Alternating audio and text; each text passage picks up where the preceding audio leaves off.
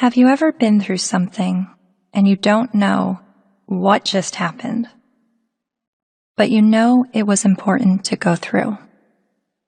This is that journey for me.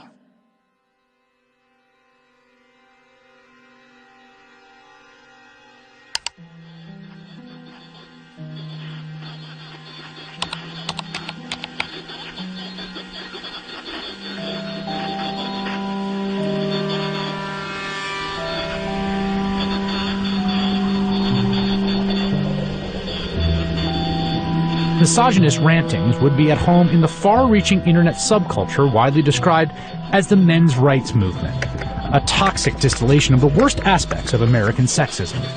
It's a universe of message boards where men get together to express their hatred towards women.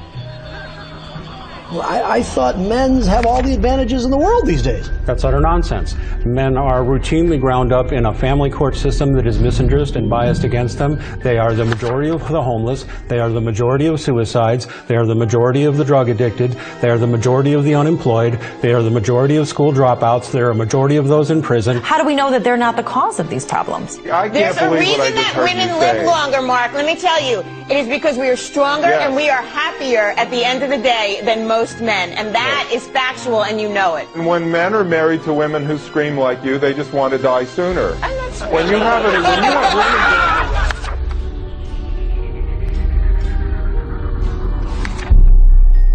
A voice for men.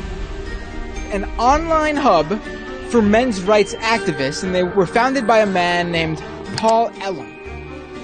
It's a website called A Voice for Men that's run by a man named Paul Elam, which is male spelled backwards, but it is his real name, apparently. It's a gathering of women haters. The Southern Poverty Law Center has classified that group and men's rights groups as hate groups. He wrote a piece declaring the month of October to be Bash a Violent Bitch Month. I mean, literally to grab them by the hair and smack their face against the wall, he wrote.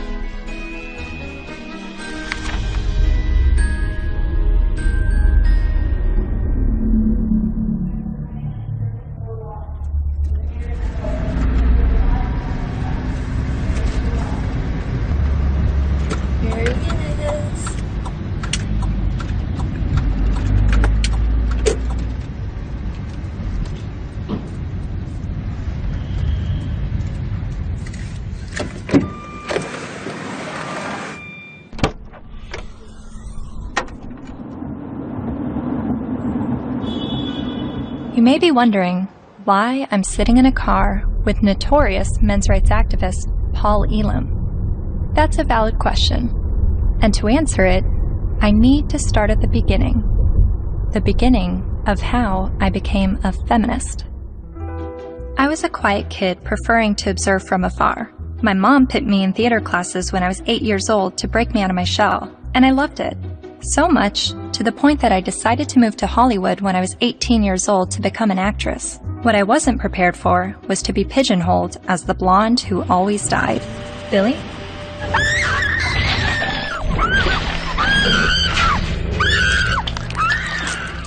Granted, I had a good scream. But the characters I played weren't alone in feeling objectified. I was commonly harassed on the streets, hit on by married producers, told by photographers to come back when I lost 15 pounds and got a boob job, and a plethora of other uncomfortable experiences, all while still being a teenager. I started to realize my role in the world seemed a little too similar to the unfortunate roles I was auditioning for, and it was not how I saw myself or the person that I wanted to be. So, I quit acting and bought a video camera to tell the stories I wanted to tell. And now, I've been making documentary films since 2008 when I was 21 years old. Most of my work has been about women's issues and sexuality. I've covered a range of topics from the phenomenon of purity balls to reproductive rights, single motherhood, and LGBT rights. After releasing my film in 2012 about marriage equality, I was at a loss of what topic to explore next. And that's when two horrific stories broke the news. 2-star high school football players in Steubenville, Ohio, have been found guilty of raping a West Virginia teenager. The video shows the former Steubenville student callously joking about the incident. That's like rape. It is rape. Bro, they raped her. You know you do it? Bro. They raped her. This is the funniest thing. They raped her harder. Outrage across India as a 23-year-old woman, the victim of one of the most horrific rapes India has ever heard of. A 90-minute horror for a 23-year-old medicine student on this bus. Gang raped and beaten. Her friend assaulted and thrown out of the bus. Every day, every woman is facing violence on the streets. I started to research this rape culture.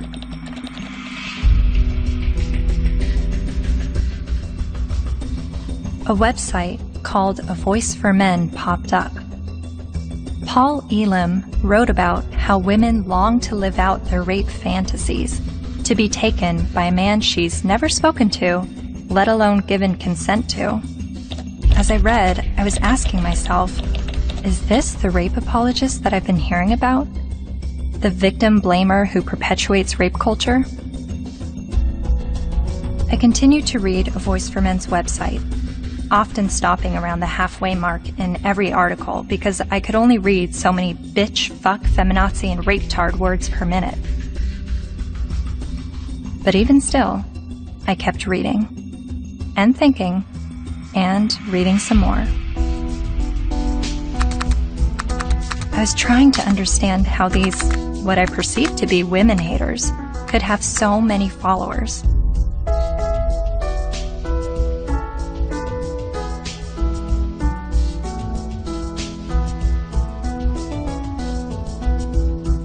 So, I decided to meet these MRAs. The ones leading the movement, and some of their followers too.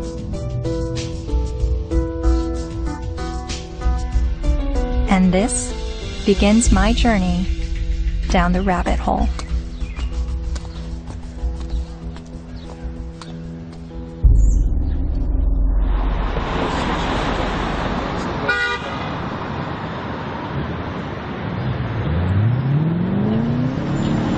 This, ladies and gentlemen, is an historic moment. Never before has there been a gathering of this magnitude to support men's and boys' issues. We have got serious problems. I have been working in this area advocating for the rights of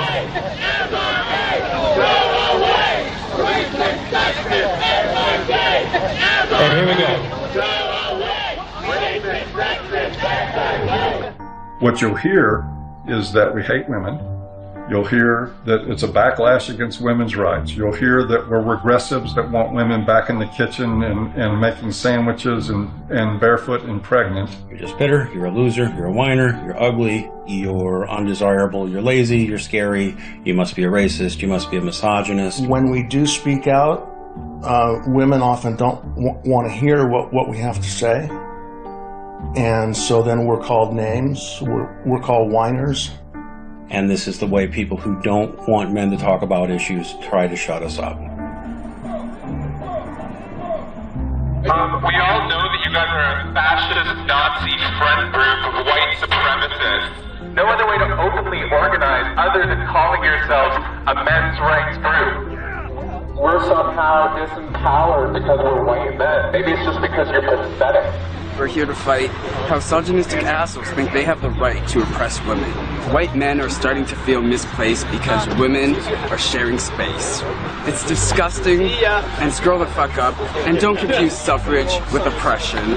Everyone suffers. It's universal. I am a man, and I need feminism. We're fabulous. We're here. We're queer. And it is crystal clear that the problems for men and boys are real.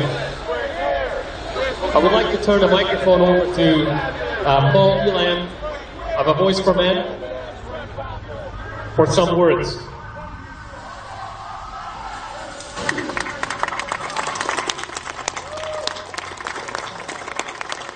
This is a historic day.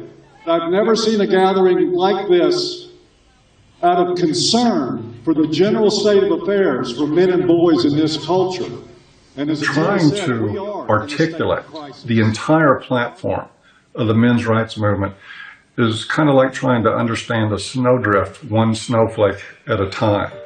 It's a very, very complicated matter. Just consider this, that 93% of workplace fatalities are men. 4 of 5 suicides are men. Men are dropping out of higher education at very alarming rates. We're down to 38% now of college students are men, and it's dropping rapidly. Male suicide, male abuse, male unemployment, male homelessness, male failure in education, male health issues. We've got the paternity fraud issue, the wrongful paternity issue, a false allegation issue. Men are sentenced to 63% more prison time for the same crime as women. They're less likely to see a doctor. They're less likely to have health insurance. The family court system truly is biased against men. I mean, there's just no question about it. It's really the pro-choice for women only movement, because men, they're denying men any kind of choice once a child is conceived. Her body, her choice, right? Think about men. His body, his choice, not so much. Because the U.S. government does not want to send you to die. It would rather send me to die. Young men that are failing to launch, they're staying in their homes of origin far past the time that we would normally expect them to individuate and move out and go live their lives. We have video game addiction, we have pornography addiction, we have the abuse of young boys with drugs like Ritalin to manage their behavior. Almost all victims of autism spectrum disorders are boys. Boys are most likely to be homeless, most likely to get cancer, most likely to die young and of every major cause, most likely to be arrested, prosecuted, imprisoned, and even executed while being completely innocent. It doesn't matter what their race is, it doesn't matter what their ethnicity is, it doesn't matter what their religious or non-religious views are, it doesn't matter if they're gay or straight. Men and boys are in crisis, and they need your help and they need your support, because they are human beings too. And you will not shame me or anybody here into silence about it anymore. But if you start to talk about those issues and address them in terms of how they affect men and boys as a group, people get hostile about it. The idea is that men have all the rights, they've always had the power. But if that's true, why can't men talk about their problems? And that's what really got me interested in this to begin with. Shortly after I began filming men's rights activists, I realized my own views were being challenged. I kept a video diary throughout filming, and I've decided to share some of those diaries with you. I really do feel like learning about the men's movement and their specific issues, the issues that they have issue with, it's hard for me to completely understand them and just automatically feel welcome in that space of talking about these issues, because at least with feminism, whenever I heard about the issues that feminists were fighting against, I always felt like I had something to draw from and experience to be on board with that. And that's always been why I've been drawn to the feminist movement, is because a lot of what they spoke about I had personal experiences with, and with the men's movement I have very little personal experiences with the issues that they talk about.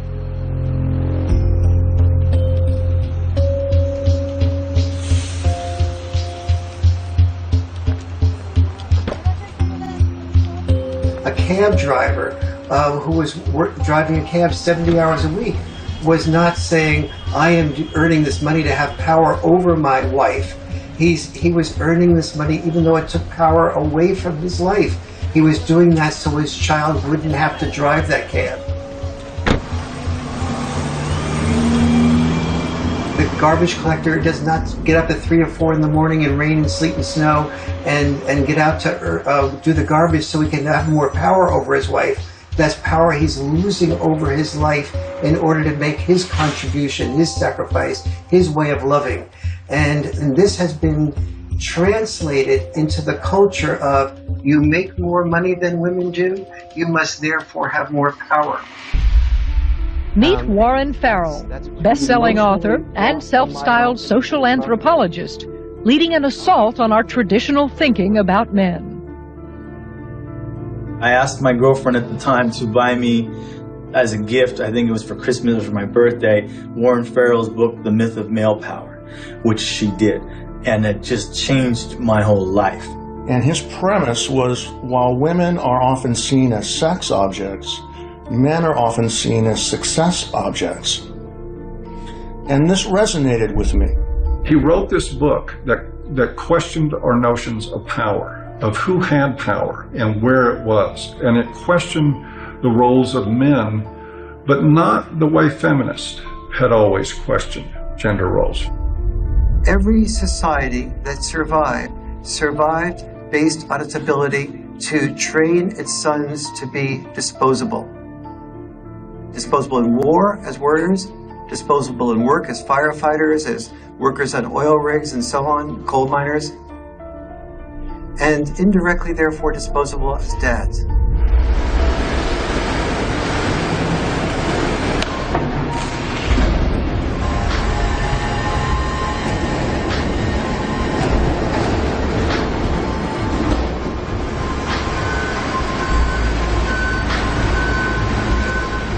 What happens in men's life when they're raised that they're worthless unless they're a provider, that they must work, even if they have to take on extremely dangerous work, they must get this done, or they're useless as men? That is very, very powerful stuff. See, feminism did see accurately that we value male work more than we value female work.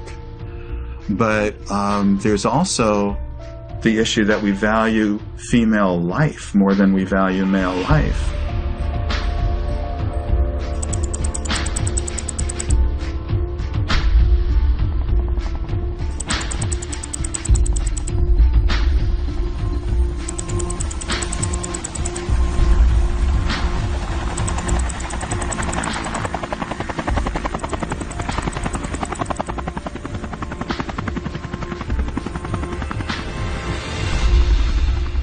Even when that plane went down in New York City a few years ago, and that, the pilot was a hero for the way he landed it and saved everybody. Word arrived over the citywide fire frequency that a commercial jetliner was in the water with 155 people on board.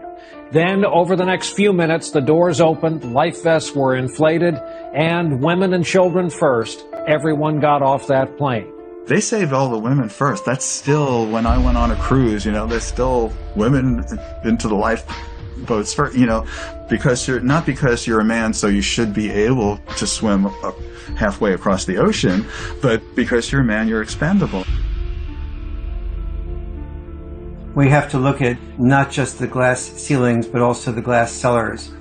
And Paul, I think as you were saying, we have to look at men just not only as human doings, but also as human beings. When you survive because somebody else is willing to die, like in war, then that you are immune to the pain of the people who are dying because you have an investment in their being willing to die. You say, I will build a statue, I will remember you in a history book. But if you look at that from another perspective, that building of the statue or remembering you in a history book is a bribe to be willing to die so that I can live. But both sexes, in the area where they are rejected, tend to turn what rejects them into an object. So the area where men... I'm watching this lecture that Warren Farrell's giving in the 90s. I see some women in the crowd, and a lot of them have their hands folded, and there is a little bit of uncomfortableness by being a woman in a crowd of people while the speaker's talking about how men are oppressed and women have it so great. It kind of puts you on the defensive as a woman. And understanding that I feel that way makes me wonder, are men having their arms crossed, listening to a feminist speaker talk about how men have all the power and women are oppressed? Are men feeling like, what are you talking about? I don't have power and we have it pretty shitty on this side of the grass too?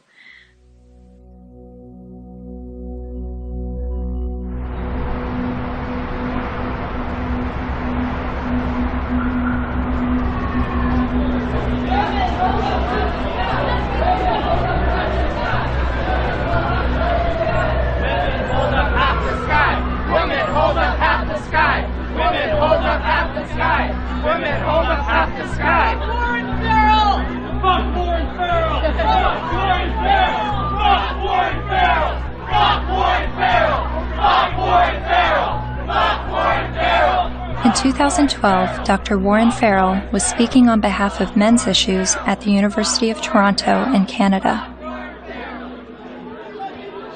A feminist group protested the event. Be fucking ashamed of yourself. You're fucking scum. You are fucking scum. Fucking rape apologist, incest supporting, woman hating, fucking scum. Is there someone else that can wait?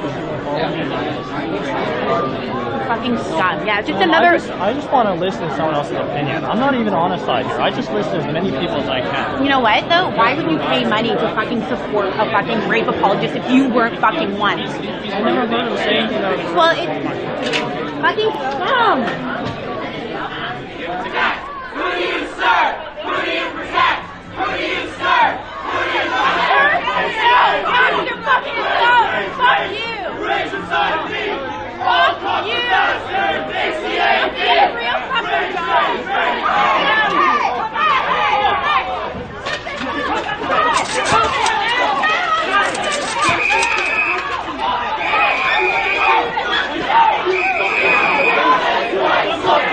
This is what men's rights look like. This is what men's rights look like. This is what men's rights look like. This is what men's rights look like. This is what men's rights look like. This is what men's rights look like.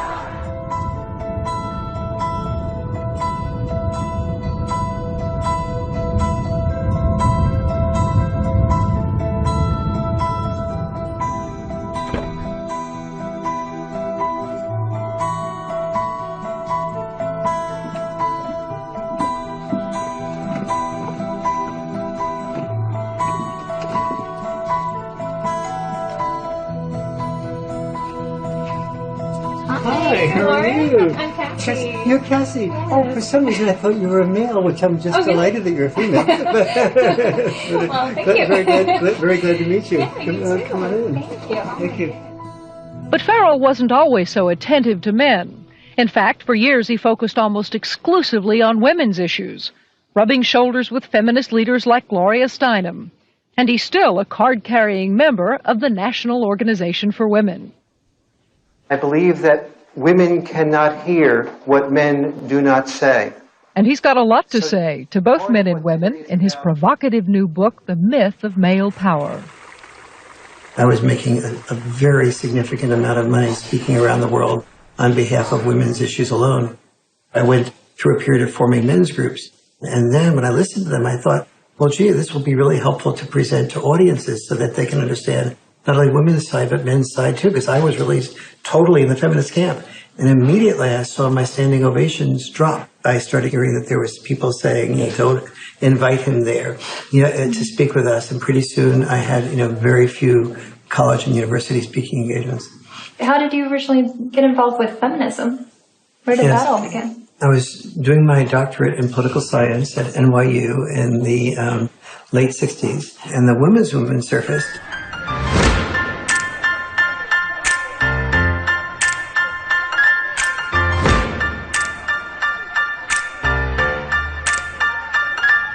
And I started to say, this is the most exciting thing I've ever heard, because I'd heard of civil rights, gay rights, But suddenly, women were saying, I don't want to be confined to just being a homemaker or a secretary.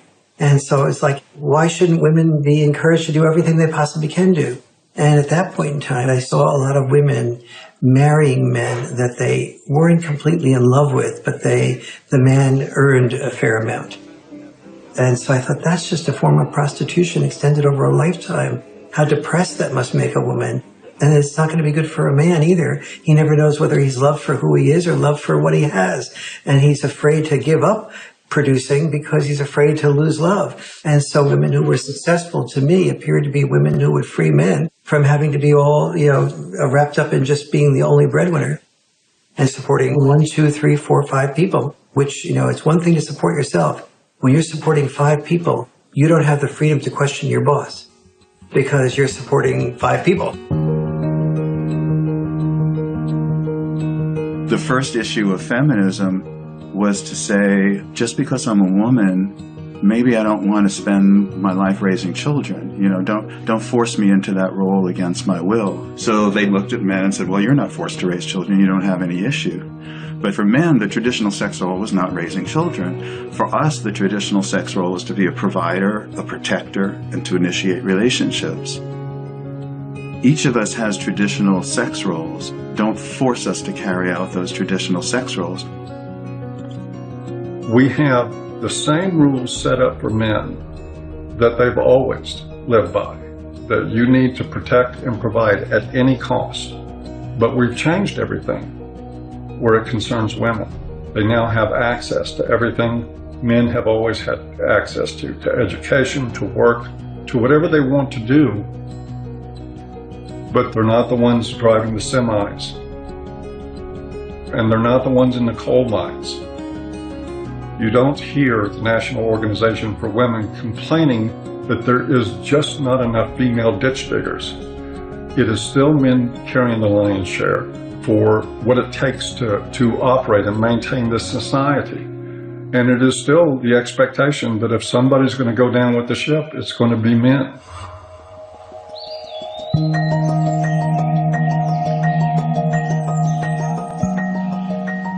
Flexibility in roles is where we should be all headed.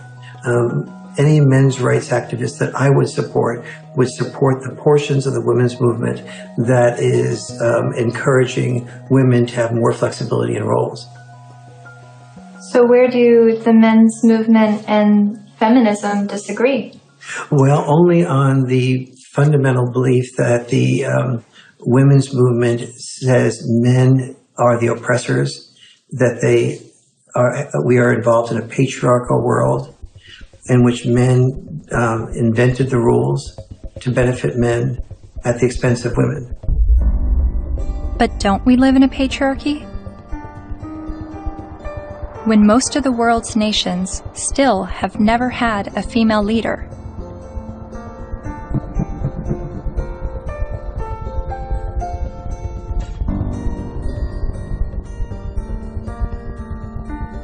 And less than 5% of CEOs of Fortune 500 companies are women. You have to look at this in a larger perspective. Patriarchy is the result of gender roles and not the vice versa. Traditionally, women's power and responsibility has been in the reproductive sphere, while men's power and responsibility was in the productive sphere. You have to reproduce to continue the species, and you have to produce to feed people so that they can reproduce. So, it's like they work together.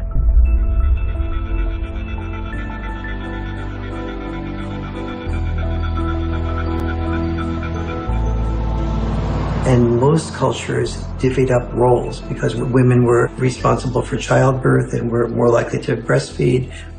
They're not more likely to, they did the breastfeeding. They tended to be involved in the role of raising children. Men tended to be involved in the role of raising money or making a killing of the animals or making a killing on Wall Street. But those were our obligations.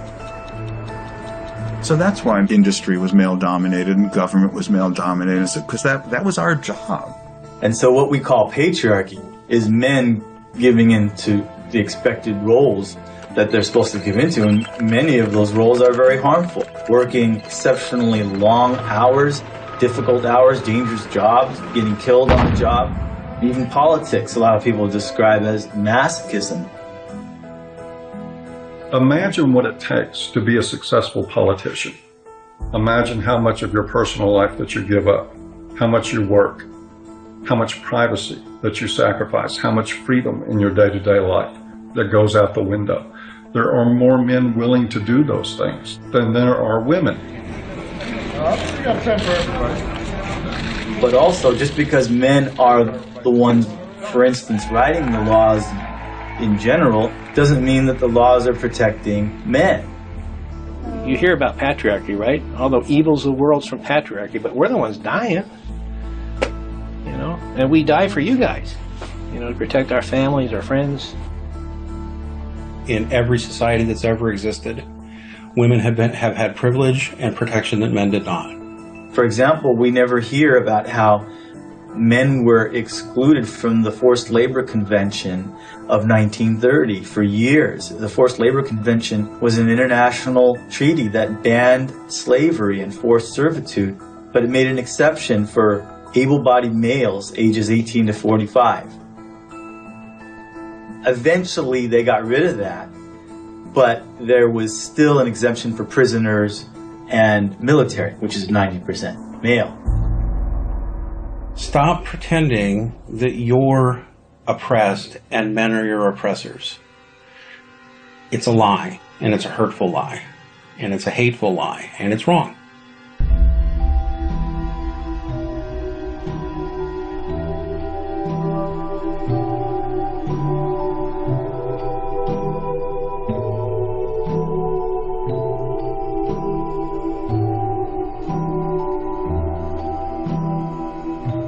You talk a lot about the red pill in A Voice for Men. What is the red pill? Oh, it's sort of a cultural slogan. It comes from the movie The Matrix, where the character Neo is given the choice between a red pill and a blue pill. You take the red pill, you stay in Wonderland, and I show you how deep the rabbit hole goes. And if he swallows the red pill, the scales will be peeled back from his eyes. He will see everything that he hasn't been able to see. And if he takes the blue pill, he'll just go back to sleep and live in his sort of unaware, semi-comatose state forever and probably be a lot happier. It's a pretty apt analogy. So what is the blue pill in this world? Well, the blue pill is the paradigm that most people live by, that men have all the power, that they've always had all the power, that domestic violence is a problem that's committed by men against women only, that sexual assaults are only committed by men against women, that women don't make the same money for the same work as men. Teach men not to rape. Only men can stop rape. Men commit domestic violence. We need to stop violence against women instead of just stopping violence. That is feminist training. The MRAs say that we live in a blue pill world where women are victims, men are perpetrators, and it's all a lie. And that we're brainwashed to believe this, and that it's not true, and that men are slaves in this world, and women are... I don't think women are necessarily the puppet masters, but I think they're saying that women have the easy way out, and men are, they're given medals and statues and written in the history books to justify them dying and being slaves to work or being used to progress societies.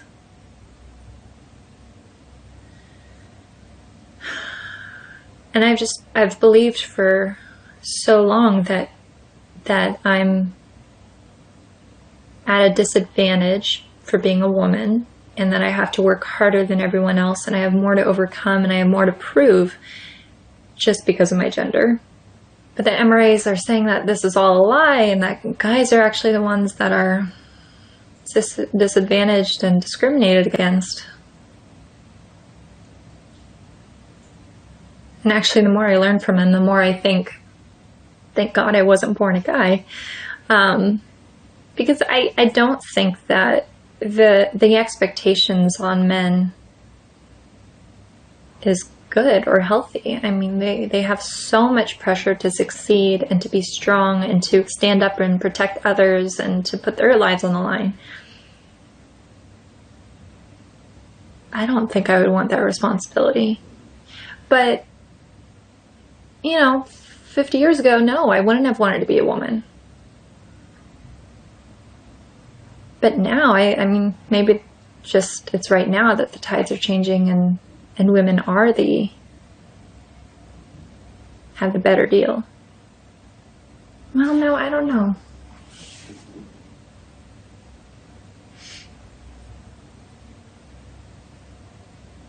And then sometimes I think the MRAs are just duping me and giving such a strong pitch about what they believe in to convince me of something that's actually just some out there theory that men are discriminated against and women have the advantage. Yes, this is Cassie Jaye.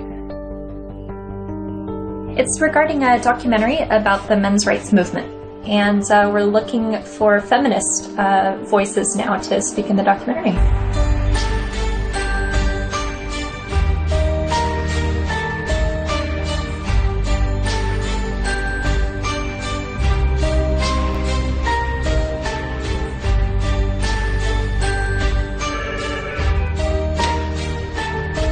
Feminist majority. Yeah, hold on just 1 second.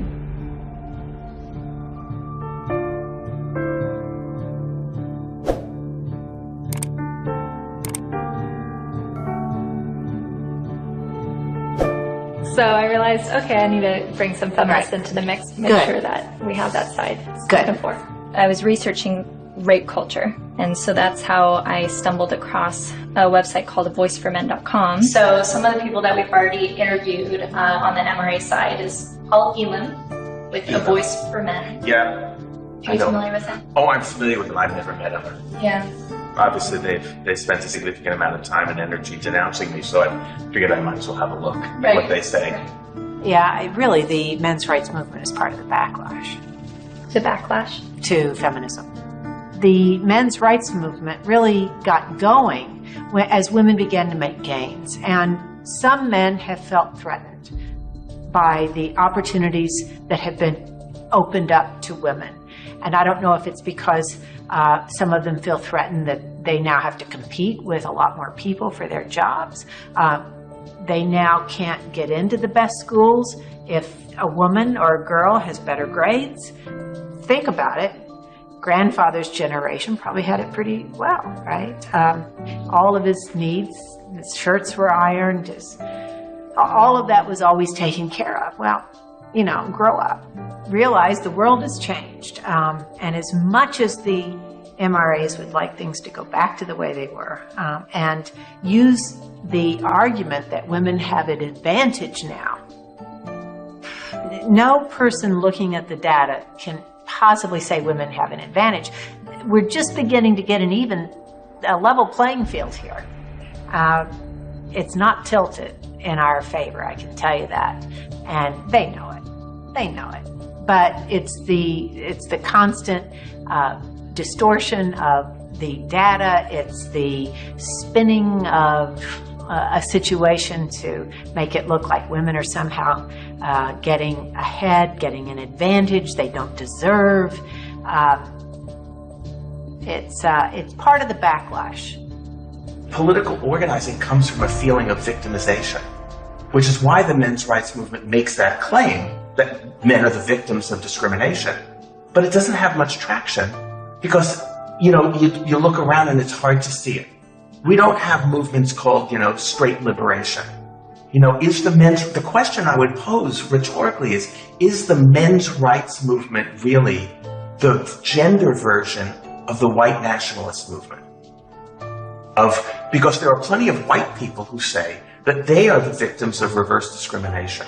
So of course it's not going to have very much traction. You can't really organize the people who are superordinate.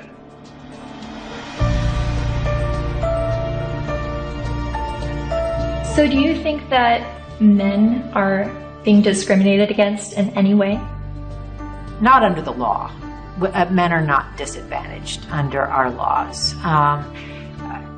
Or in the business world, as a class, men are not underrepresented on corporate boards or at the top of the Fortune 1000 companies. In the corporate world, in the business world, in a lot of parts of academia, in the military, in the sports world, still pretty much a male-dominated world, and where a lot of the privileges and power and status accrue to men. Men are advantaged over women, no question. No one can debate that. Not with a serious, not in any seriousness.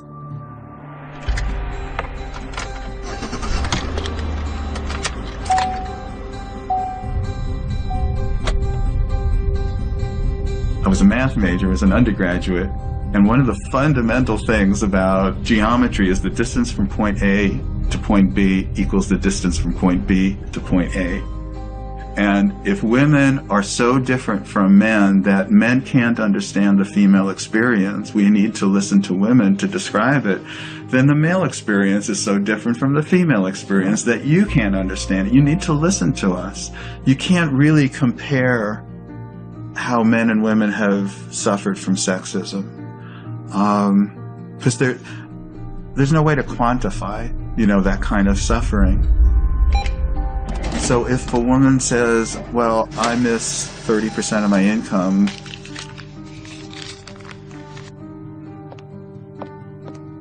more than you miss 6 years of life, there's no way to quantify that.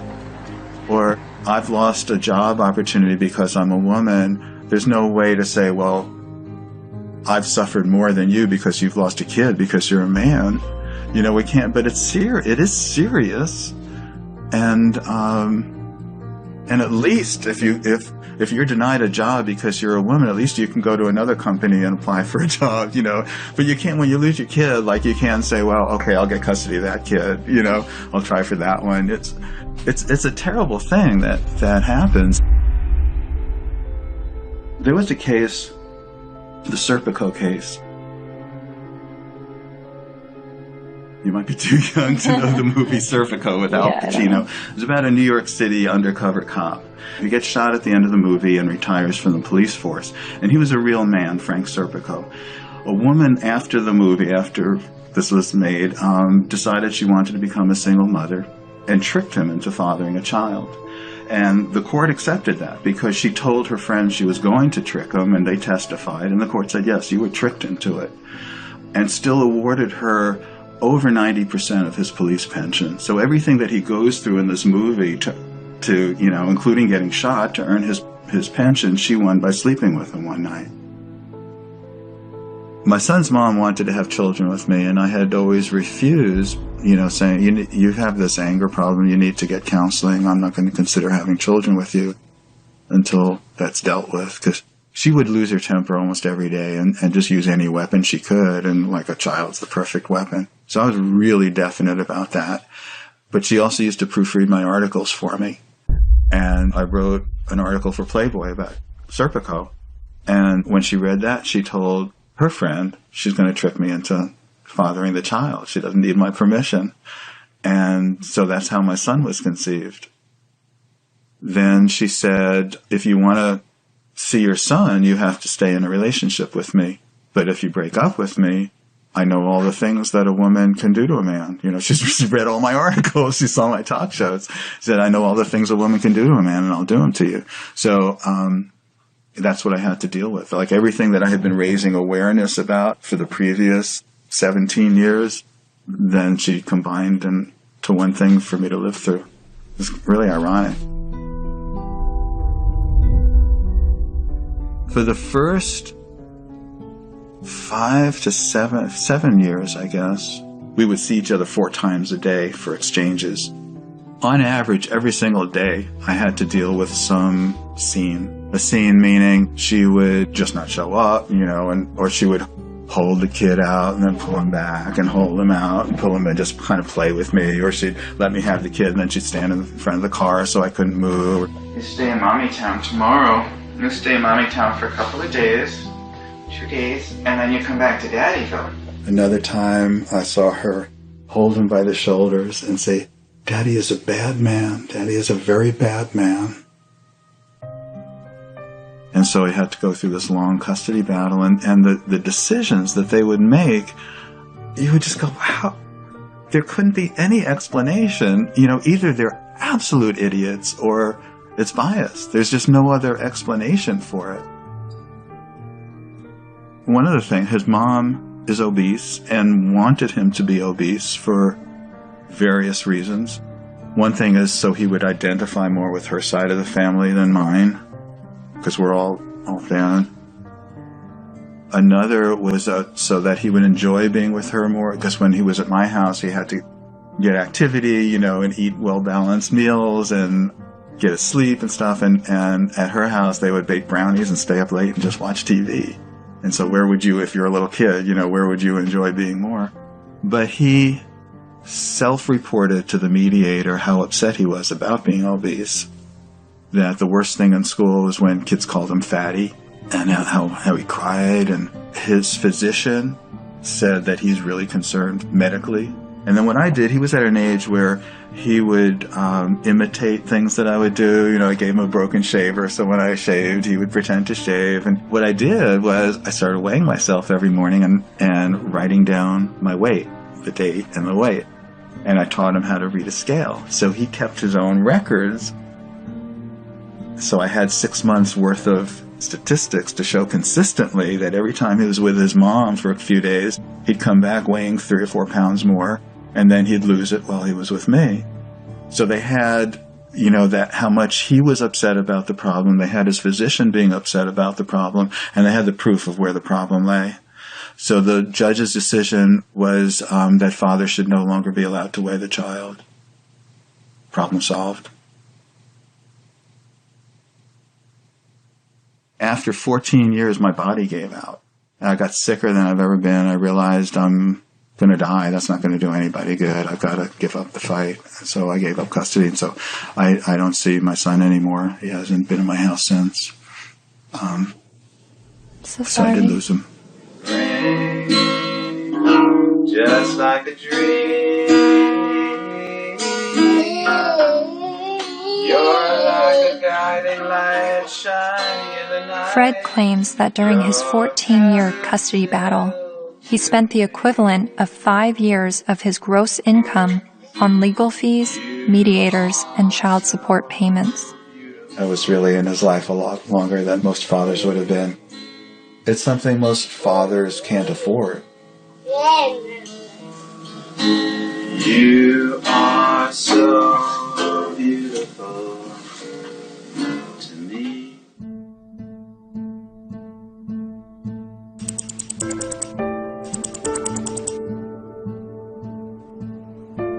We generally know that fathers don't get as good a deal in family court, and we don't really complain about it until it happens to us. And even then, a lot of men don't. Many men's rights activists come into being men's rights activists as a result of getting a divorce, wanting to be equally involved with the children, and realizing that women have the right to children and men have to fight for children. When your family courts run on the supposition that mothers are more fit to be custodial parents and that fathers are more fit to provide a check every month, and to become what we like to call Uncle Daddy, where they visit their children. To me, that's one of the greatest obscenities in the world, the idea of visiting your own children, where you get to see them for 2 hours on Wednesday night, and you get to have them for X amount of hours every other weekend, and you have no say in how they're brought up.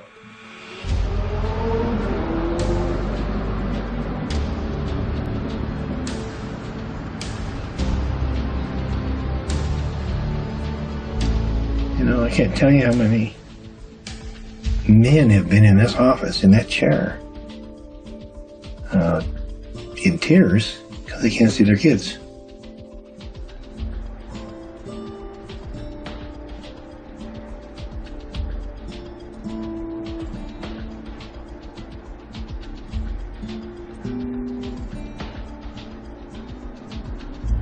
some of this stuff ends up in horrific consequences. Like this gentleman here, that's his little son. They found him dead. Not the son, but the young man. In the desert with a bullet in his head. Day before the family court, where it became known that he was going to get to see his little guy even less. And of course, he'd been falsely accused one time after another after another. It had destroyed his life. It had bankrupted him. It had driven him into debt. It had caused him to miss work. He was about ready to lose his job. He was in the end of his rope, so he just decided to end it. The unfairness in the family courts, the unfairness in the way child support is so often structured, it's commonplace and it's everywhere. And the more you start to become conscious of it, the more you realize that it's there.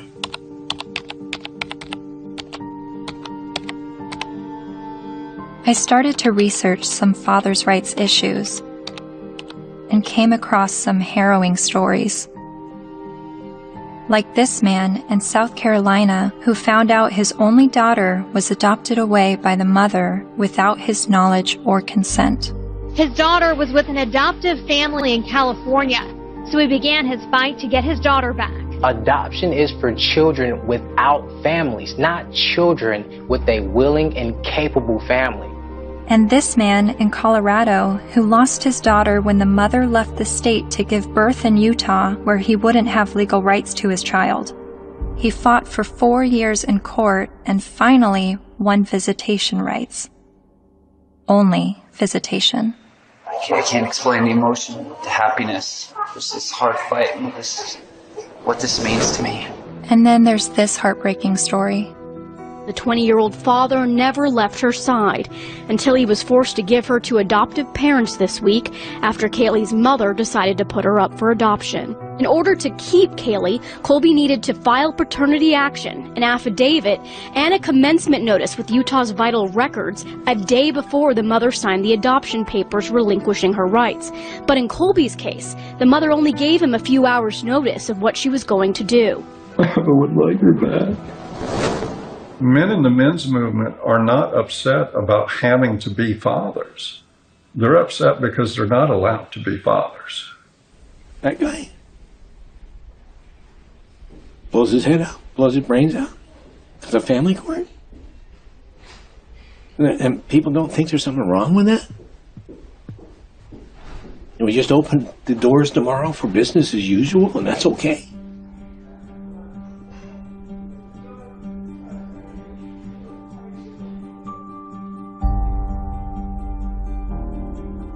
I've always thought of feminism as being the fight for gender equality.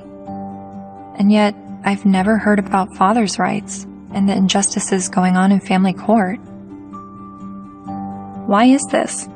I decided to ask gender studies professor Michael Mesner. Well, I'll just say I don't think it's... I don't think that a lot of their assumptions are correct to start with. There's no doubt that there have been some men who get just screwed by court decisions and custody cases. But I think when you look at the broader patterns, it's still the case that in intact heterosexual families with kids, women are still doing the vast majority of the housework and childcare, and there's a lot of sort of father absence, lack of participation by fathers. Some of whom I think then after divorce happens, end up suddenly wanting equality, as fathers when they haven't really been participating equally as fathers before. So to me, it always kind of swings back to the feminist perspective of how we need to push for full equality across the board, including before divorces. And if we have that, then we might expect more symmetry after divorces happening. The more I researched fathers' rights, the more I realized how deep this rabbit hole goes. Not only in the amount of issues, but also in the vast array of perspectives on these issues. I decided to create a flowchart of what I thought fathers' options might be following a surprise pregnancy. I then put a green line for the paths that I thought would be good turnouts for the father, and I put red lines for the paths that seemed to not be good for the father. Then I created a flowchart for women's options, and did the same with green and red lines. And as I stepped back, I saw all the red lines for the women's options if she does not want the child. But something dawned on me. Of every path the biological father could go down, he's at the mercy of the woman's sole discretion. Although women have very difficult choices to make, she at least has the choice. But for biological fathers, they have no say over their parental destiny.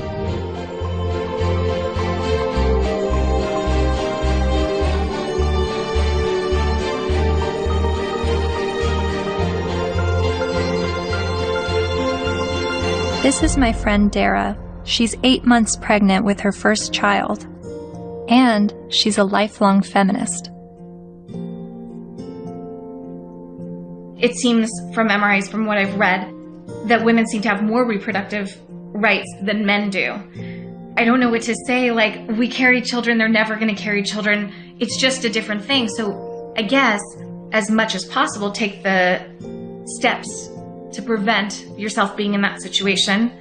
It's just, I don't know what to say. There's no, there's nothing like a woman, women have been blamed for, and still are, for, unwanted pregnancies, choosing to have an abortion, not choosing to have an abortion, choosing to put their child up for adoption, when, the burden lies on a single mother. If the man leaves, there's societally, she's lambasted. So there's a lot of things that women deal with in that regard that men don't actually deal with.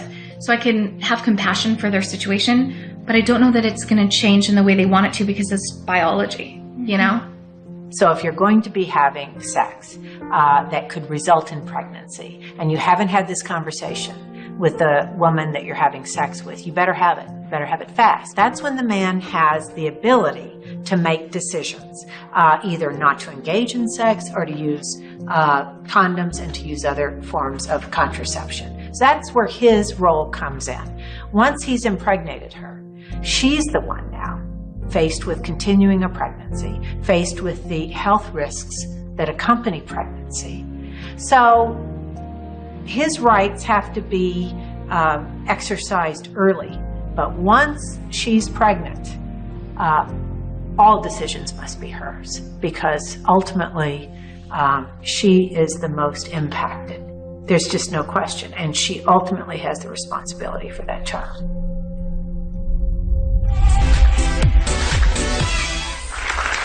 So before we were married, he promised me we would have 2 kids, and now he doesn't want any more. My friends think I should trick him and stop taking my birth control. Men have never been in control of our bodies. We're the ones in control. Clap if you think that she should trick him.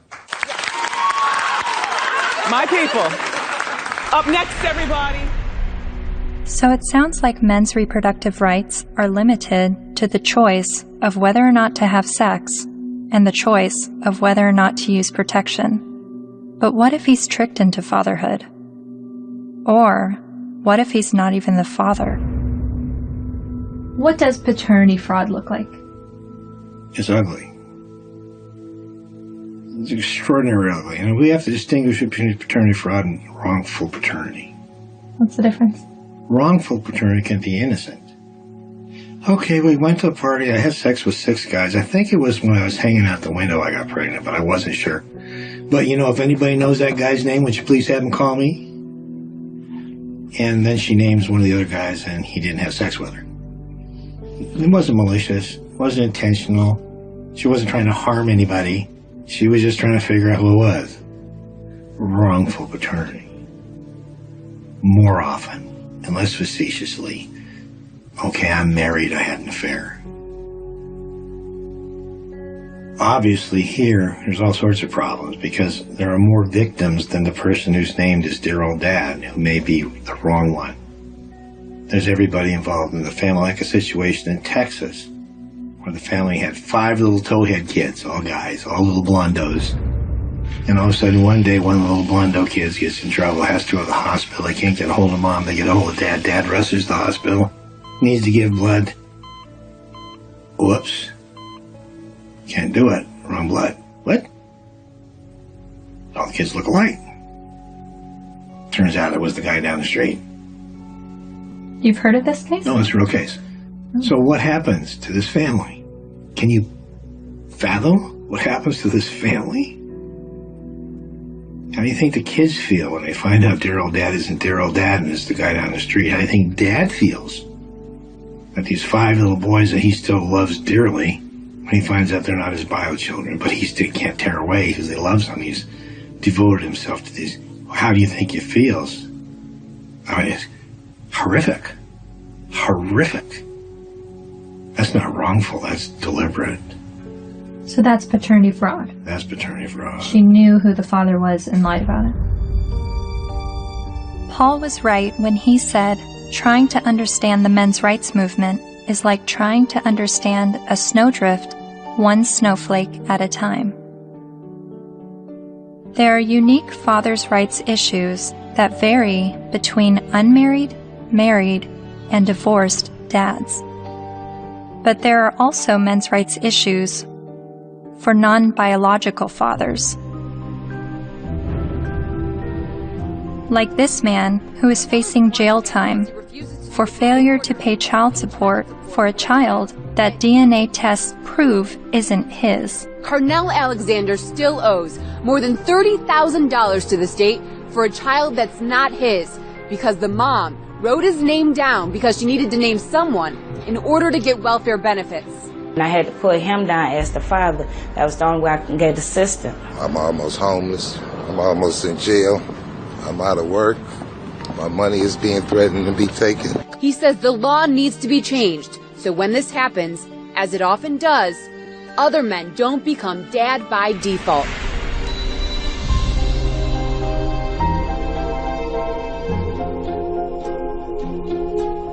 A lot of times people wonder about MRIs, why are you guys so angry? And my answer to that is, why aren't you? How can anybody look at this and not be angered by it? And the only answer to that I've ever been able to come up with is that people aren't angry because they don't see men as human beings.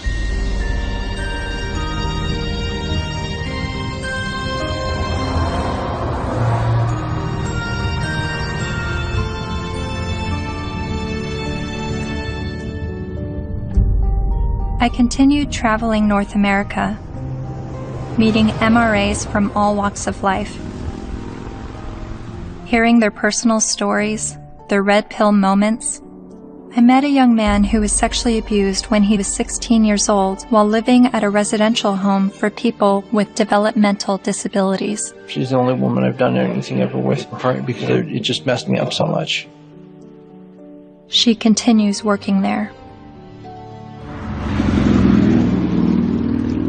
She hit me in the face. She actually hit me throughout the house, chasing me throughout the house. When I reported my domestic assault to the police officers, I did not at all bring up the fact that I was sexually assaulted, because if he wasn't going to believe that I was a victim of domestic violence, there was no way he was going to believe that I was going to be a victim of sexual assault. I met the honey badgers, women who are men's rights advocates.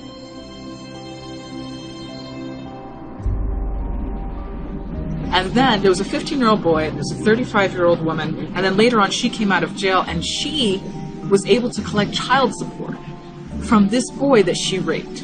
Yeah. After getting out of jail. So there's lack of fairness for men in the court systems. When police officers would show up to domestic violence case, there was often men were just taken away without asking what even happened. It's just presumed that men are the criminals.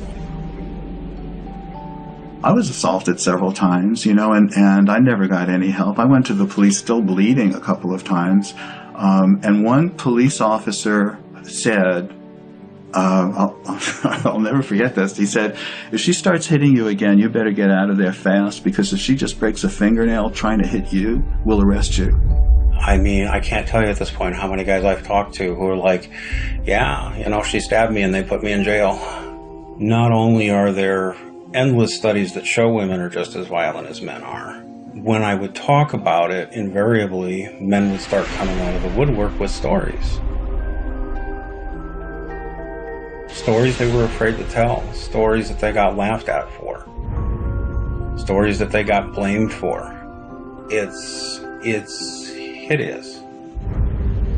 This is not flattering to men, to talk about men's vulnerabilities. No. To talk about the ways that they are not strong, and that they are, well, weak. And to be honest about it, it's not flattering. A solution for both genders is that we need to be able to recognize how men are vulnerable, and we need to be able to recognize how women are actors. Because we have a huge blind spot, especially when women do bad things.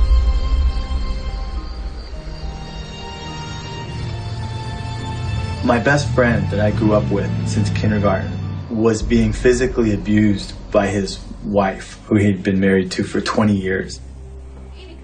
She'll break glass and throw it at him, punch him. I've seen it just happen spontaneously, and it was frequent. And he's bigger than her, but he didn't want to hit her.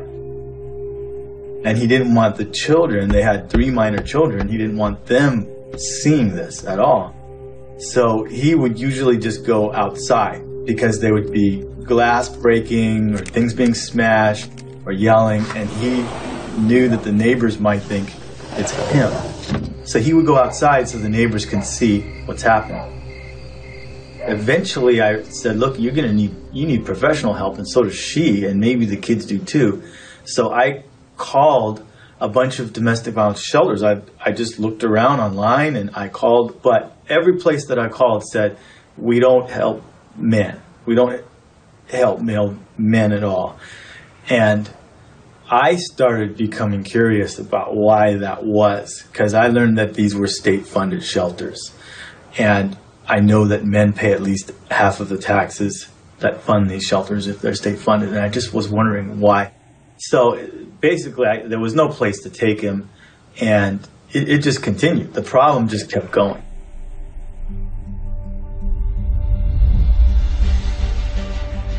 In the United States, there are over 2,000 domestic violence shelters. All of them serve female victims, and nearly all of them turn away male victims. In fact, as of 2016, there's only a single domestic violence shelter for men. My initial reaction was that there needed to be thousands more women's shelters because that many more women are being battered. But as it turns out, 1 in 3 women and 1 in 4 men will be victims of physical violence by an intimate partner in their lifetime. Sure, there's a slight majority of female victims, but how can that excuse denying men help? Couldn't this be considered gender discrimination?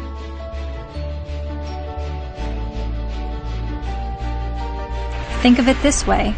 Roughly 78% of all suicides are men. If suicide prevention services only served men, wouldn't we see the gender discrimination immediately?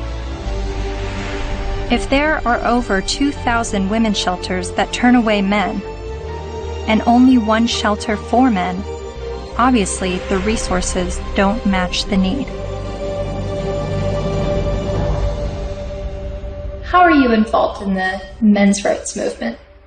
Well, from the very beginning, when I first opened the Refuge, which was in 1971 in Chiswick in London, almost as soon as I took the women in, I got a house for men. A Voice for Men's editor-at-large, Erin Pizzey, founded the first ever women's shelter in 1971, and she is widely revered in the men's rights community. Because you see, what I knew from the beginning, most domestic violence is consensual. Both are involved. Sometimes one's the perpetrator, the other plays the victim, then it crosses over. It's not as though it's just all men or all women. It's both. And occasionally innocent victims, very innocent.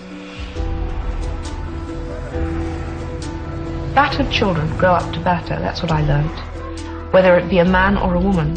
And I now know that if a woman comes in with a history of violence in her own childhood, the chances are she will be probably violent to her children, and she will want to live on this knife edge of crisis and danger.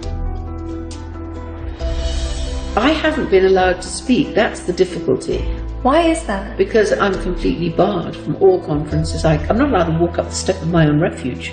I bought the bloody building. But no, because there's feminists, the woman who runs it is a very heavy feminist. She won't have anything to do with me. What did you say that made them hate you? That women could be equally as violent as men. That was from the beginning.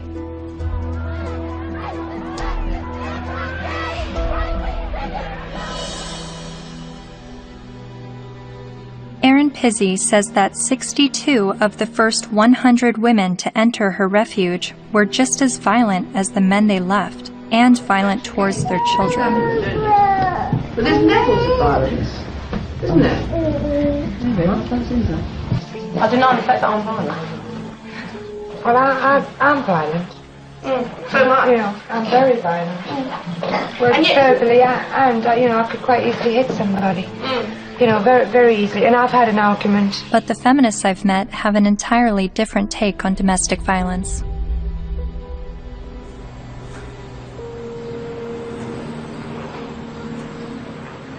On the whole issue of domestic violence, that's just another word, really. It's a cleanup word about wife beating, because that's really what it is, or dating violence. And it's not girls that are beating up on boys. It's boys that are beating up on girls and using violence to intimidate and to control.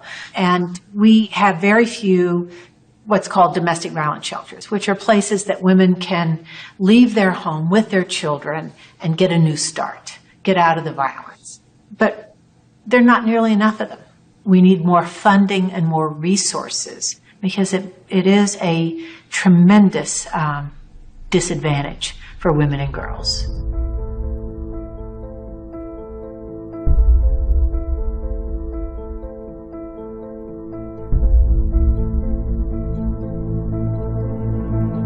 In 2014, the CDC released a report revealing that over 5.4 million men and 4.7 million women had been victims of intimate partner physical violence within the previous 12 months. But then why does the media paint domestic violence as a women's issue? The World Health Organization says 1 in 3 women are abused by their partner. 1 in 3 American women experiences domestic violence or stalking at some point in her life. And when it was addressed as a men's issue, the speaker's point was that it's a men's issue because men are the problem. I'm going to share with you a paradigm-shifting perspective on the issues of gender violence. I don't see these as women's issues that some good men help out with. In fact, I'm going to argue that these are men's issues. Why is domestic violence still a big problem in the United States and all over the world? What's going on? Why do so many men abuse physically, emotionally, and verbally and other ways the women and girls and the men and boys that they claim to love? What's going on with men? Let's grant every single empirical case as being true. Yes, it is true. Let's just say, it is not true, but let's just assume that there is gender symmetry in domestic violence, that women hit men as much as men hit women. If I were to say that, I would say, and therefore we need boatloads more funding for domestic violence, to develop shelters and adequate interventions, because there's this hidden epidemic of men who are being beaten up by women. Or I could say, as the men's rights movement do, therefore we shouldn't have these shelters and we shouldn't fund them because the women are all lying. Well, it seems to me that if you really believe in gender symmetry, it's not that you want to, you're not questioning the number of women. You're just saying the number of men in society. You would want to join with women who are anti-violence to say, we have a real problem here. You know, it's not even a gender problem. It's a problem of women hitting men and men hitting women. We've got to get boatloads more funding. Let's work together. That seems the logical response to this. But instead they're saying it's like a zero-sum game. If we fund the women, then we're going to ignore the men. Well, we're not going to ignore the women because we all agree that the levels are as high as we say. But it does sound like a zero-sum game when only women are receiving services in domestic violence situations. And of all the men's rights activists I've met, none of them question the number of female victims, but they are calling attention to the high number of male victims that are being dismissed. So why aren't men's rights activists and feminists working together?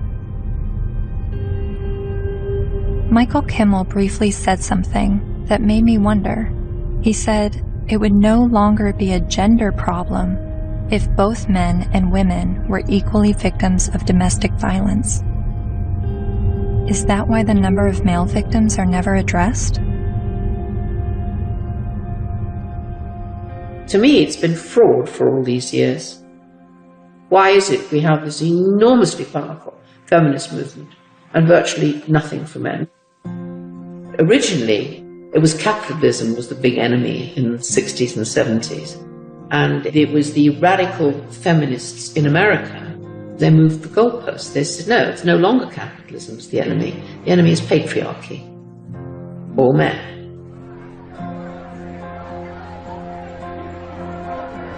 And that's how the women's movement began. And it was enormously successful. The new mood in the refuges was going to be that no men could work in refuges and can't today. They can't sit on the boards. And boys over 9 or possibly 12 can't go into refuges, or you call them shelters. Their mothers have to make other arrangements for them, which I find shocking. And it ring-fenced money. I think that that particular time when the feminist movement were desperate for funding because they'd run out of publicity, and they were desperate for funding, and they needed a just cause.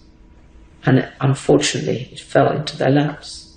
It's an enormous industry. I mean, violence against women, they get something like, well, it's $1 billion and over a year. And an awful lot of that goes on really supposedly rehabilitating men, but essentially punishing them with something that's called the Duluth model. Duluth Power and Control Wheel. You guys know about that? No. I'll give you a copy. In 1977, I think, a bunch of crazy women up in Duluth, Minnesota figured out they had the solution to domestic violence, and it was all about patriarchy and all about men. And it's the Duluth Power and Control Wheel. Because men are all about power and control. Of course, not you ladies. You guys, you don't control anything. You have no power. You're just sweet and innocent little things. Okay. So when this power and control wheel is divided up in all these things, you know, about who does this and who does that and blah, blah, blah. Of course, it's all men.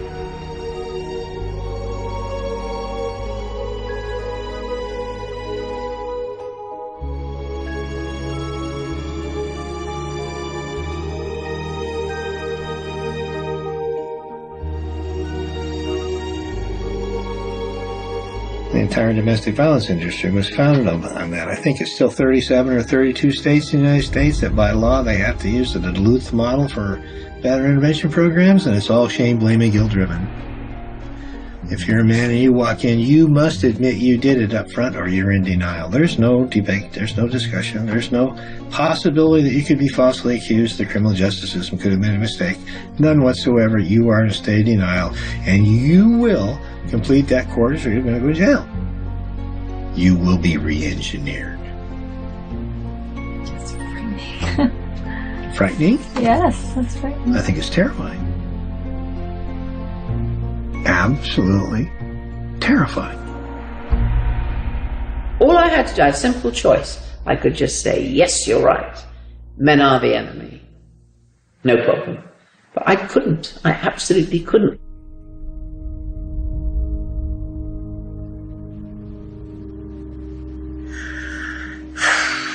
Just getting overwhelmed. Because I don't know where I'm headed with what I believe and what is right and what is wrong, and who is wrong and who is right, and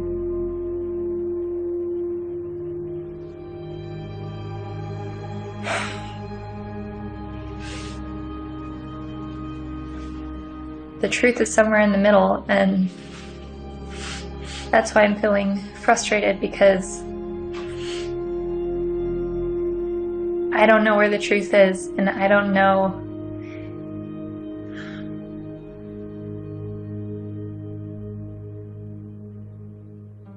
When I decided to make a film on the men's rights movement, I never anticipated questioning my feminist views. But the more MRAs I met, the more I felt compelled to remind myself why I was a feminist. I signed up for a women's group. Welcome to our Women on Your Power workshop. Only 4% of the Fortune 500 companies are led by women. Women only hold about 14% of corporate executive positions and less than 20% of our governmental positions. I made video diaries complaining about how I had to change what I wore to walk alone at night, how much time it took me to get ready for work, all the housekeeping that was on my shoulders. In comparison to other gender issues, these videos seem trivial, but I made them nonetheless. I attended women's rights rallies. No to violence. That's what we are here for, to say no more to violence in any form, especially against women and girls. I repeated women's issues in my head like a broken record. Female genital mutilation, sex trafficking, reproductive rights, maternity leave. And social media helped remind me of women's issues. We have fought for everybody else's equal rights. It's our time to have wage equality once and for all, and equal rights for women in the United States of America. We are struggling for a uniting word, but the good news is that we have a uniting movement. It is called He for She.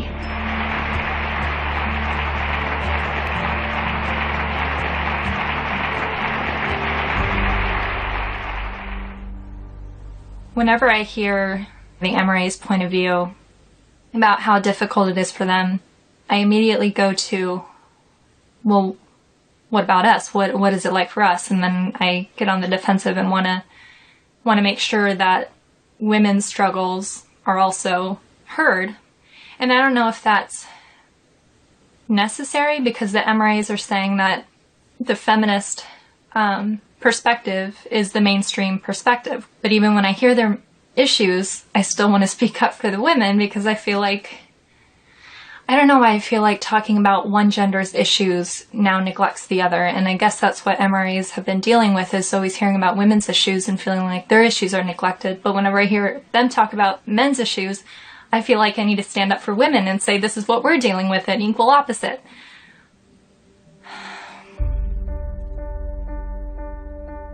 I met with men's rights activist Karen Strawn late one night in a noisy bar. She became well known for her YouTube videos talking about male disposability and other men's rights issues. And she's a honey badger.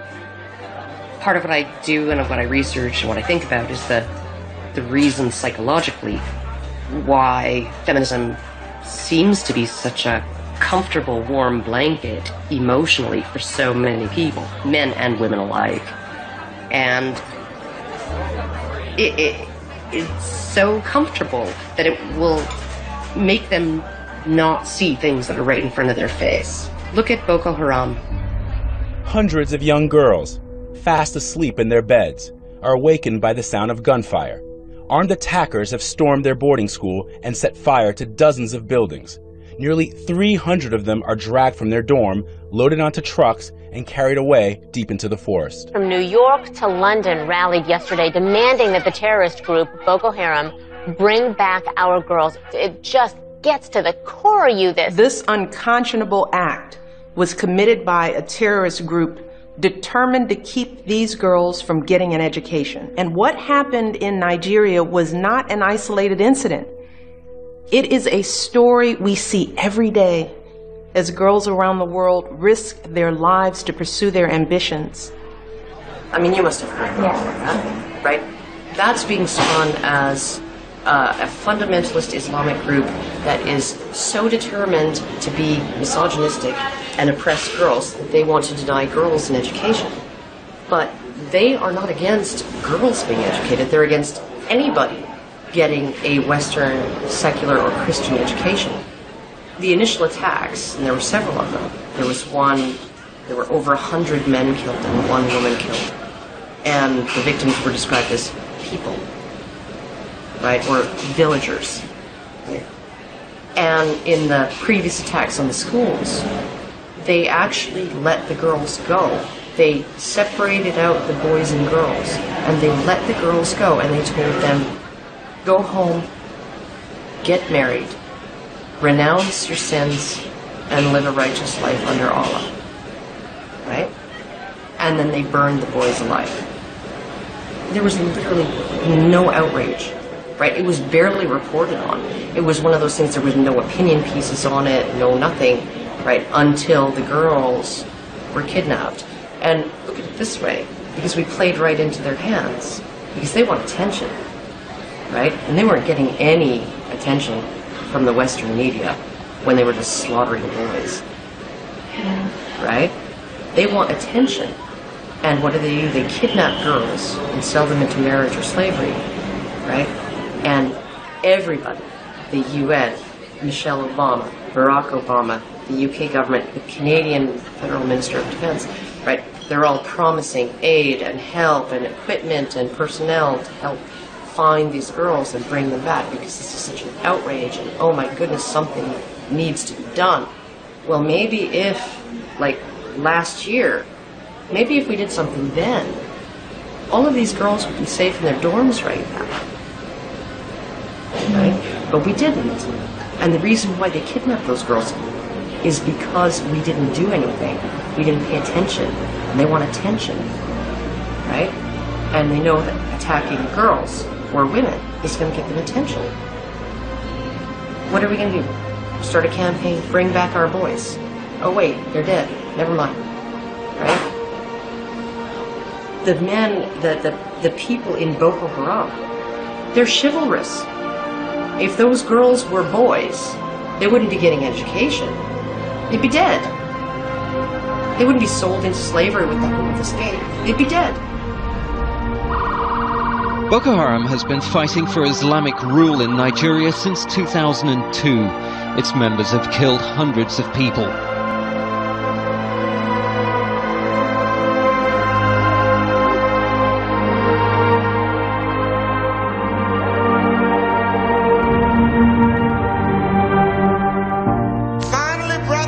At least 69 dead, although some reports put the number at about 150 and scores more injured.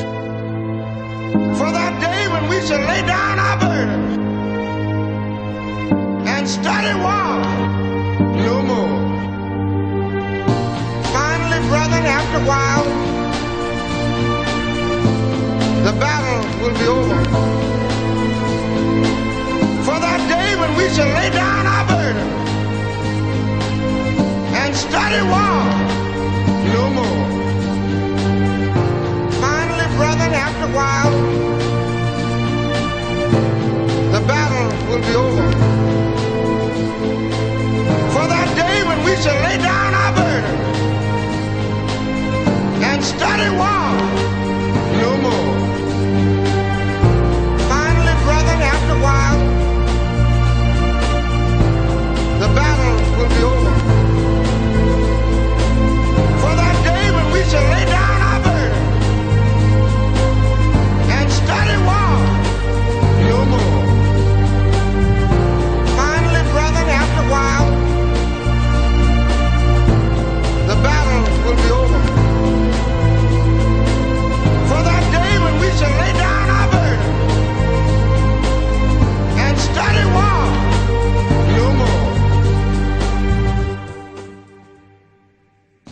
the most important things the men's movement is doing is being able to say, men need compassion, and men deserve compassion. And to have that happen, I'm not expecting it in my lifetime. It's an ocean of pain out there. This stuff we're talking about has been going on for so long. And nobody listens. Nobody cares. It's one thing when you look at what happens to women and you feel normal, healthy outrage about it, and that should happen.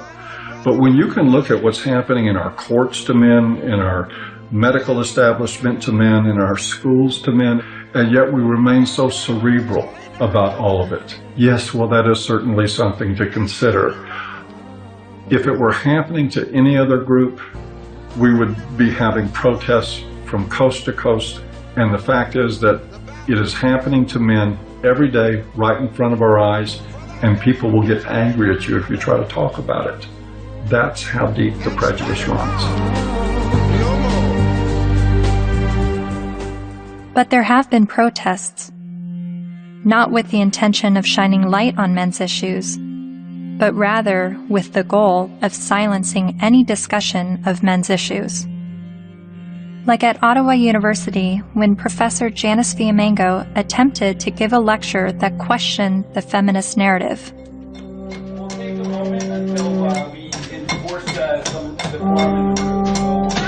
So you think this is a victory? Yeah, why are you so frightened of hearing an opinion different from your own? Then there was the first International Conference on Men's Issues in Michigan, where even Ms. Magazine urged its readers to protest the conference in hopes of shutting it down.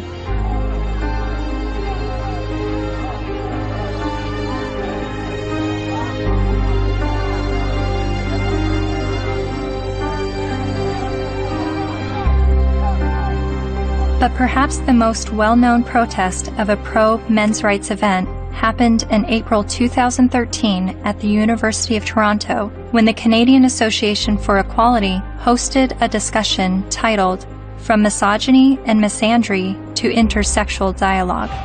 Well, in my 20s, when I went to Columbia to study art history, and that was in 68, and that was the height of the epidemic. And so suddenly I was confronted with the direct possibility of being drafted for combat. And I discussed that with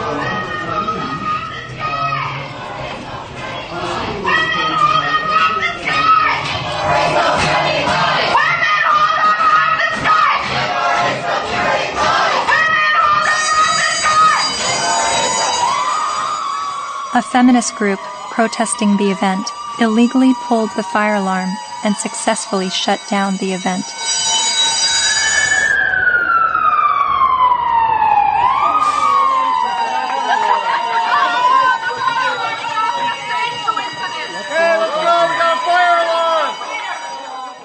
Once outside the lecture hall, feminist protesters and men's rights activists got to speak face to face.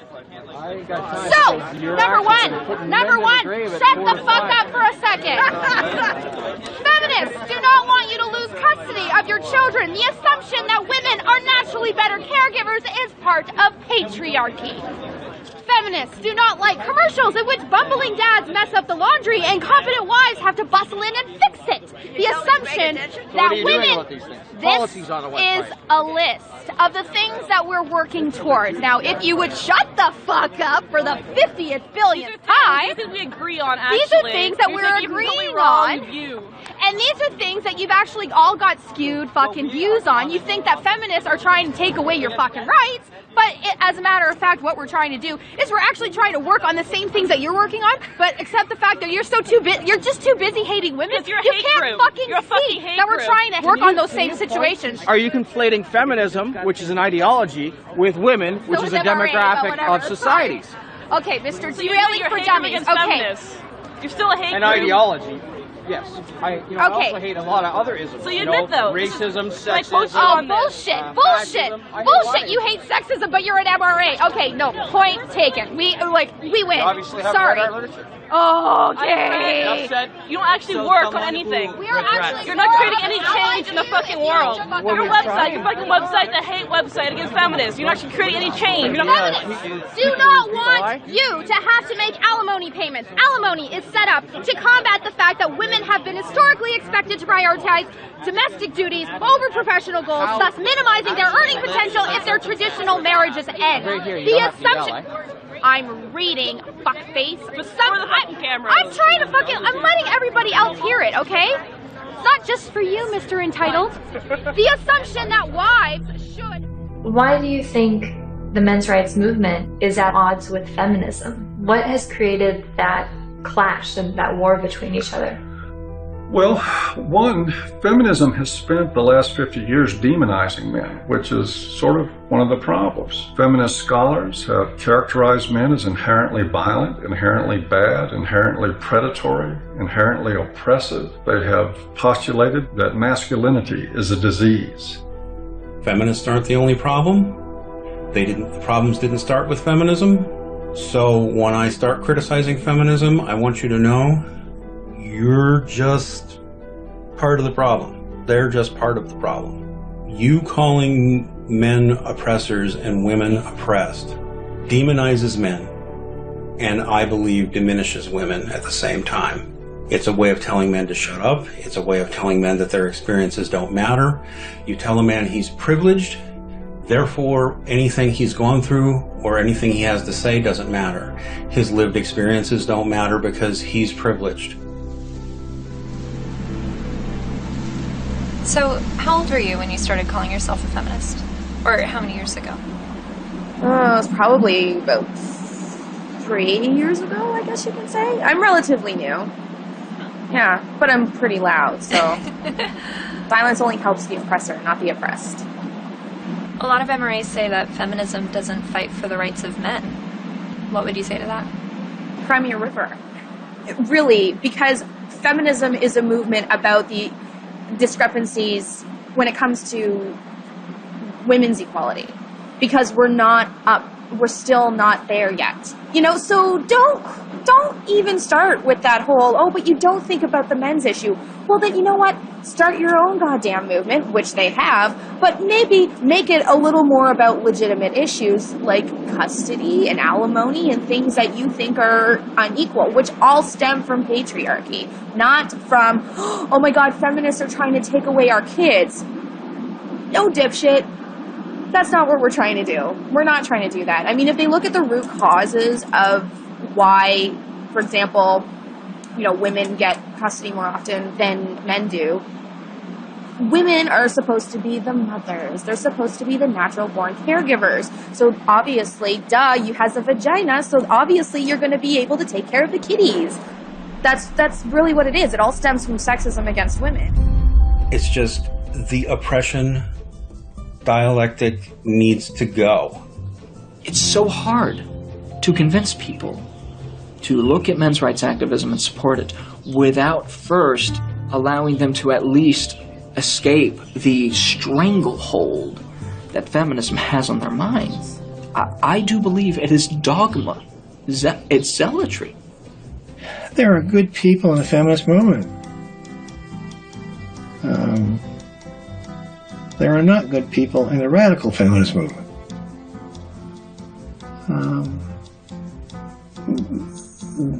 That system is based on hate. And hate is, in my opinion, hate's the most destructive force in the world.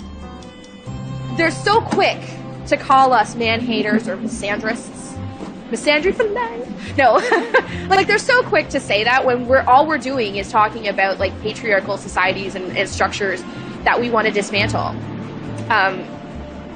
Nothing against men in particular, but just saying, hey, this is a system that we live in, and this puts men above women, and it's not necessarily their fault, but hey, recognize what's happening here, and let's work together to dismantle it. The omnipotent, ever-present patriarchy, the invisible force that directs all of our lives, right?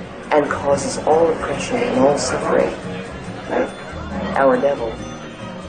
And the beautiful, wonderful force for justice, feminism, the way. It's the way. It sounds like religion. It sounds like religion. And oh my goodness, for a movement that's only about equality and isn't blaming of men. They name the force for evil after men and the force for justice after women. And this being a movement is very, very, very concerned about the implications of language. So concerned that if you call a firefighter a fireman, it will discourage little girls from aspiring to be firefighters. And sometimes discourage grown women from aspiring to be firefighters, right?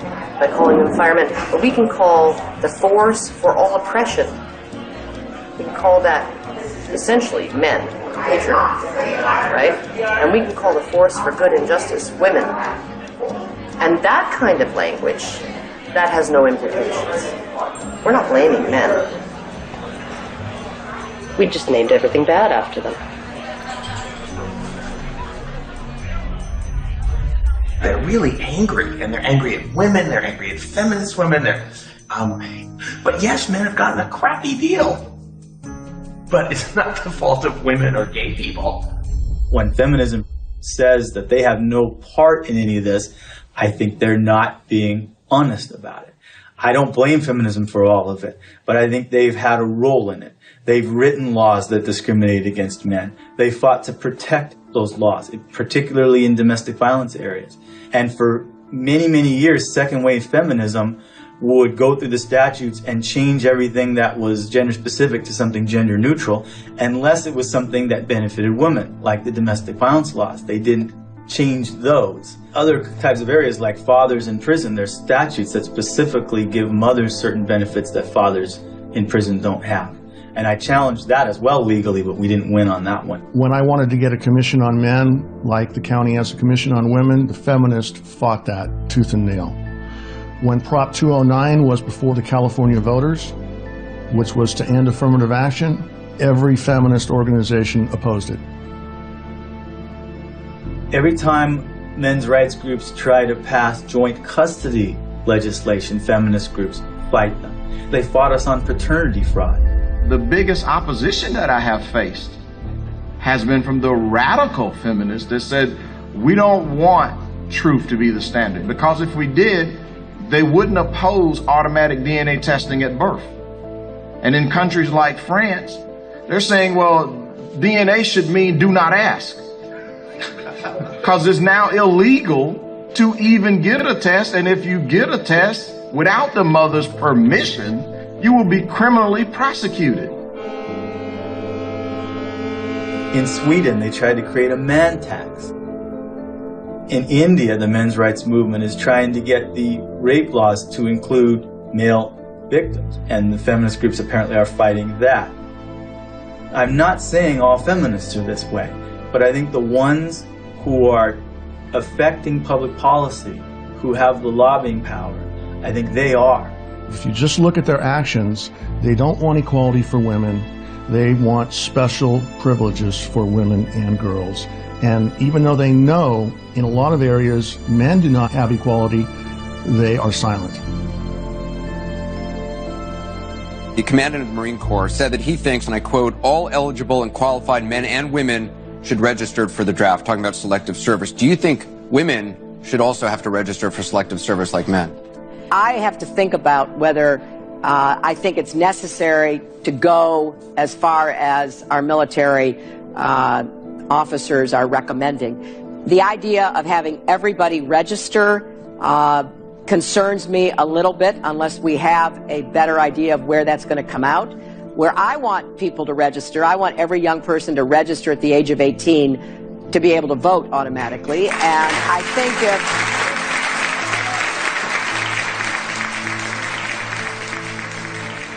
What's the motivation? People don't ask, what's the motivation? Do we need a men's rights movement? No, we need common sense.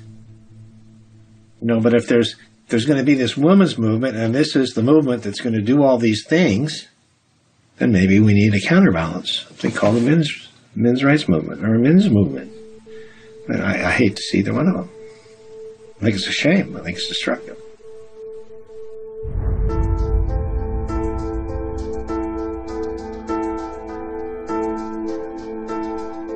I'm hearing what the men's rights activists are saying, and I'm finding the sources to support what they're saying. Men are just as likely to be victims of intimate partner physical violence. Men have little to no control over their parental destiny, especially when he's tricked into fatherhood or he's raising a child that he later finds out isn't his. The sentencing disparity between men and women is 6 times larger than the sentencing disparity between blacks and whites. So while a black man may be sentenced to 10% more prison time for the same crime as a white man, a man is sentenced to over 60% more prison time than a woman arrested for the same crime. Boys are falling behind in education. They are enrolling at lower rates and earning less college degrees. And while not all MRAs agree on the issue of infant male circumcision, most MRAs do believe it is a human rights violation. I spent months learning about infant male circumcision, but it only took me watching a 5-minute medical training video to convince me this is a barbaric practice that needs to stop. Okay, so first thing, make sure he's well restrained. So the foreskin, okay? Then we repeat the process with just one end and clamp. Anything that gets clamped gets cut. All that was left, a partial penis and his tiny testicles. Rhodes says Ashton urinates through a hole in his penis. She says she can't imagine now what she'll say to her son when he's old enough to understand what's happened to him. How could you explain it to your child that you don't have a penis or you might never be able to have kids?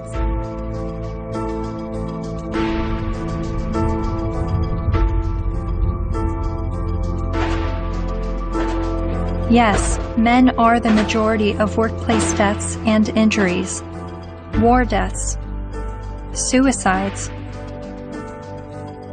They have a shorter life expectancy. Warren Farrell makes the argument that prostate cancer and breast cancer mortality rates are similar, but funding disproportionately supports breast cancer research and awareness over prostate cancer. The red pill is about looking at these issues in an honest way, even when it's uncomfortable.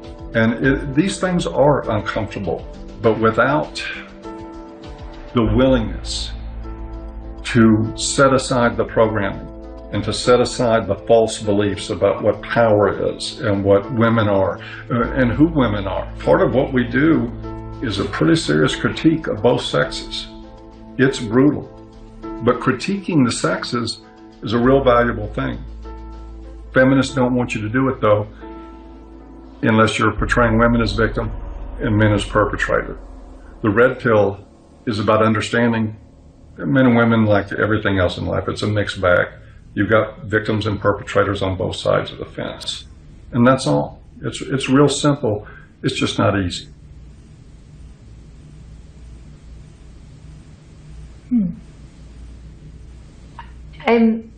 I think I agree with everything you said, but there's still some kind of unsettling doubt, and I don't know where that's coming from. I'm recognizing all of these very serious men's rights issues, but what I don't understand is how I could be agreeing with men's rights activists. Is this the same misogynist hate group I originally discovered online? The Southern Poverty Law Center has classified that group and men's rights groups as hate groups. I looked into what I was hearing from feminists and the mass media about the men's rights movement. I've read a lot and I've heard a lot that the men's rights movement has been labeled a hate group by the Southern Poverty Law Center. Is that correct? That's not quite true. No, they got it wrong. No, this was somehow written up on some kind of anti-men's rights websites as us having listed them as hate groups and so on. That we didn't do.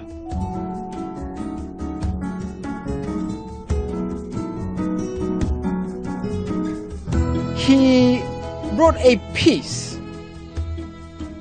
declaring the month of October to be Bash a Violent Bitch Month. Jesus.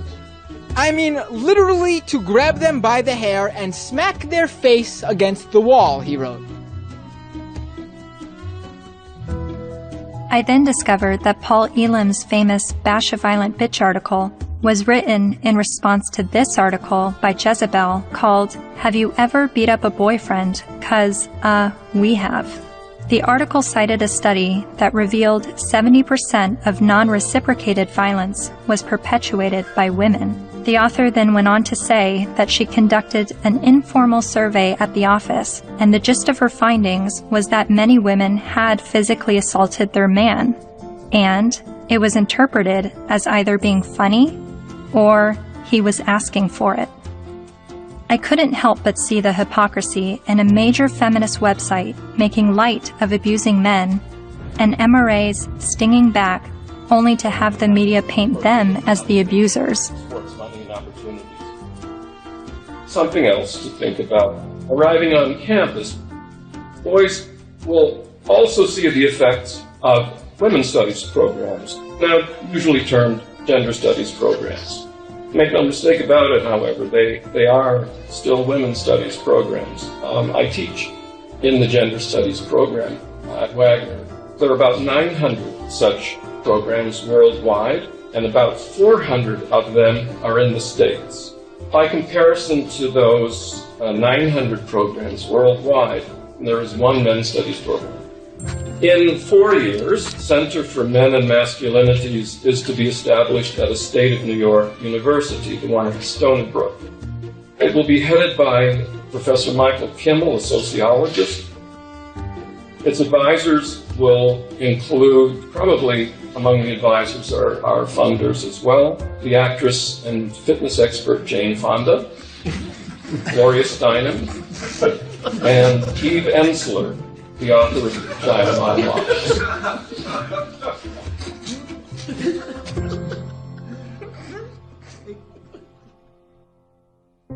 After my year of filming men's rights activists and feminists, my descent into the rabbit hole was not slowing down. My education on gender politics was really just beginning. I learned about other sectors of the online manosphere, like MGTOW, Men Going Their Own Way, and a forum on Reddit called The Red Pill, which is separate from the men's rights community and they do not see eye to eye. I'm told an easy way to remember the difference is that while MRAs want to change the system, Reddit's The Red Pill want to take advantage of the system, and MGTOW want to leave the system. There are so many perspectives on gender, and I believe they are all worthy of listening to. However, the conversation is being silenced. For a society to accept anything said on behalf of women's rights, and then to shame any dialogue about men's rights and call it hate speech is precisely the problem. I don't know where I'm headed, but I know what I left behind. I no longer call myself a feminist.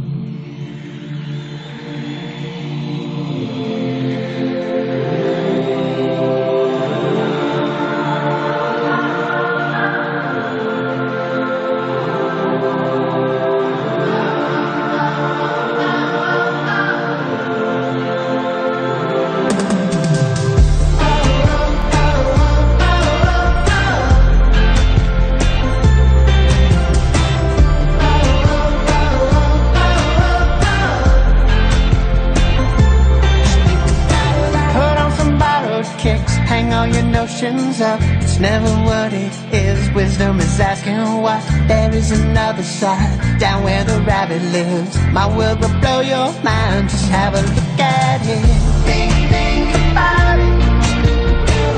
Think about it. Think about it. Think about it.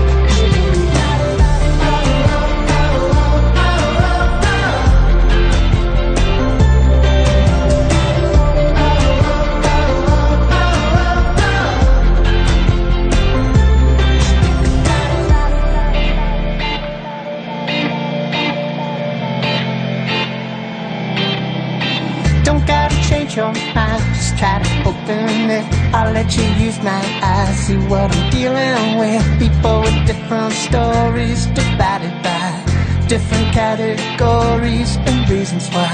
The smart speak, the wise they listen.